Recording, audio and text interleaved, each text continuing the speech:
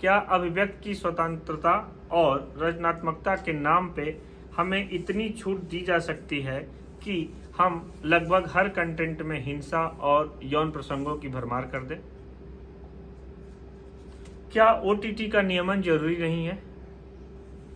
क्या ओटीटी के मायाजाल में हम सभी फंस चुके हैं? नमस्कार दोस्तों, बुक बैठ की चैनल में आपका स्वागत है। आज हम एक बहुत ही नए से विषय पे एक नए प्रयास के साथ लिखी गई पुस्तक ओवर द टॉप की चर्चा करने जा रहे हैं। इसको लिखा है जाने माने पत्रकार श्री अनंत विजय जी ने। नए विषय पर संभवतः पहला और अच्छा प्रयास है। इस पर विस्तार से चर्चा हम शुरू करते हैं। एक किसी भी नए विषय पे लिखना चुनौती होती है, क्योंकि आपको पहली बार न्यू भी बनानी होती है और उस पे इमारत भी खड़ी करनी होती है। क्योंकि इस विषय पे ओटीटी पे एक डॉक्यूमेंटेड प्रयास नहीं है, छोटे मोटे निबंध जरूर आपको मिलते हैं। तो ऐसा लिखने के लिए सबसे पहले मैं पत्रकार श्री अनंत विजय जी को बधाई देता हूँ। जैसा कि मैंने बताया, ओटीटी अपेक्षाकृत एक नया प्लेटफॉर्म है। मुश्किल से इसको 10 साल भी नहीं हुए होंगे। ओटीटी प्लेटफॉर्म, आपकी जानकारी के लिए बता दूं, अभी नियमन से बाहर है, कोई रेगुलेशन इस पे नहीं है। इस कारण से प्लेटफॉर्म का फिल्म निर्माताओं और जो निर्देशकों द्वारा सदुपयोग, उपयोग और दुरुपयोग खूब हो रहा है। अभिव्यक्ति की रचनात्मक स्वतंत्रता बढ़ी है, लेकिन कई बार यह बढ़कर इसकी सीमा ऐसी टेरिटरी में चली गई है, ऐसे क्षेत्र में चली गई है कि समाज पर प्रतिकूल प्रभाव डाले जा रही है। यह सच है कि ओटीटी पर अश्लील, हिंसात्मक और विभत्स दृश्यों की भरमार बढ़ी है, जिसका लेखक ने लगभग अपने हर निबंध में इसका जिक्र किया है। इसका प्रमुख कारण ओटीटी के नियमन के अभाव में खोजा जा सकता है। साथ ही हमें नहीं भूलना चाहिए कि फिल्मों में इन प्रवृत्तियों की भी बढ़ोतरी हुई है।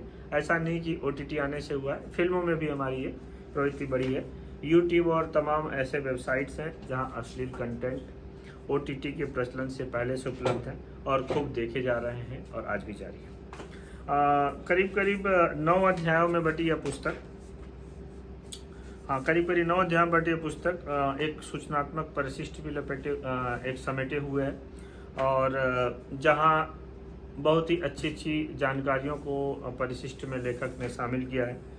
कुछ लेख ओटीटी कंटेंट के जो इंटीग्रेटेड उसके संदर्भ हैं उनको लेकर लिखे गए हैं, और कुछ खास वेब सीरीज को केंद्र में रख करके पाताल लोक, मिर्जापुर, सीक्रेट गेम्स, रंगबाज, महारानी, पुरविया नाच, तांडव, रसभरी, मस्तराम, लस्ट स्टोरी आदि पर लेखक ने प्रोपेगेंडा और अश्लील प्रोपेगेंडा फैलाने, अश्लील कंटेंट बढ़ाने का आरोप लगाया है। कुछ हद तक सही भी है। साथ ही कुछ वेब सीरीज की तारीफ भी की है जो ओटीटी प्लेटफॉर्म पे हैं, जैसे पंचायत, आर्या, रामयुग आदि। ओटीटी प्लेटफॉर्म की चुनौतियाँ, ओटीटी मंथन का समय और मनोरंजन से वैश्विक होती हिंदी आदि कुछ उल्लेखनीय निबंध हैं जो पाठकों द्वारा पढ़े जाने चाहिए। यह सच है कि सिनेमा और साहित्य का प्रयोग विचारधारा के प्रचार और प्रसार के लिए खूब होता रहा है। सत्ता और राजनीतिक दलों ने इसका खूब प्रयोग पहले भी किया है और आज भी जारी है, और ओटीटी के कंटेंट इससे अनछुए नहीं है। लेखक ने बार बार नियमन और आचार संहिता की बात की है, जिसके कारण लगभग एक तरह की बात कई निबंधों में आई है, जो इस पुस्तक की एक छोटी सी सीमा है। ओटीटी एक प्लेटफॉर्म है जो सबके लिए खुला है। बड़े बड़े प्रोड्यूसर्स, निर्देशक और डिस्ट्रीब्यूटर्स के नेक्सस से मुक्त की राह ओटीटी ने हमें जताई है। अब नए नए लेखकों और जो सिनेमा से जुड़े तमाम तरह के लोग हैं उनको भी मौका मिल रहा है, जो शायद सिल्वर स्क्रीन वाले दौर में असंभव था। यह भी ध्यान रखना होगा कि ओटीटी सिर्फ अश्लील, हिंसक और विभत्स वेब सीरीज का पर्याय नहीं है। अच्छी डॉक्यूमेंट्री, खूबसूरत छोटी छोटी फिल्में, राष्ट्रीय और अंतर्राष्ट्रीय मुद्दों को केंद्र में रखकर बनाई गई फिल्में और कई लाइव शो भी ओटीटी का हिस्सा हैं और ओटीटी प्लेटफॉर्म पर अपनी उपस्थिति बनाए हुए हैं।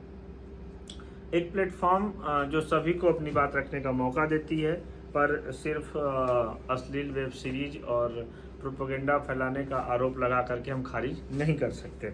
और अगर हम कुछ भी निर्णय लेते हैं तो थोड़ी सी जल्दबाजी होगी, और जो एक दोष होता है साहित्य में, अव्याप्ति दोष, यानी हम ऐसा कुछ बोल रहे हैं जो सब पे लागू ना हो।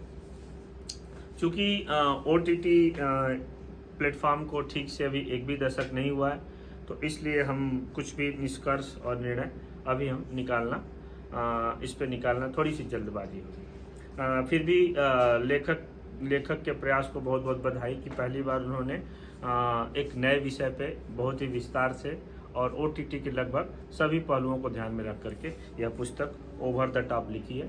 प्रभात प्रकाशन से प्रकाशित यह पुस्तक 300 रुपये में ऑनलाइन उपलब्ध है, आप इसे पढ़ सकते हैं। धन्यवाद, नमस्कार। अगर आपने चैनल सब्सक्राइब नहीं किया है तो सब्सक्राइब कर लीजिए।